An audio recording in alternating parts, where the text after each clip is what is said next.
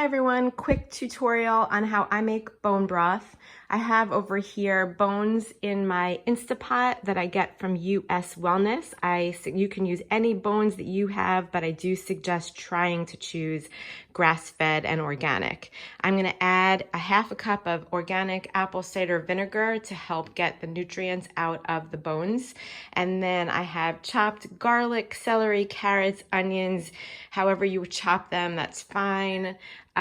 These are frozen ends of vegetables that I don't throw away throughout my week while I'm cooking. I keep them in the freezer and I know I'm going to throw them in my bone broth when I'm about to make it. I have some bay leaves over here. Kelp you can replace with kale or mustard greens, or any type of greens would work. And then I'm going to use liberal seasonings, lots of salt and pepper, garlic, onion, mustard powder, chili powder, paprika, turmeric. That's about it. And close this. There we go.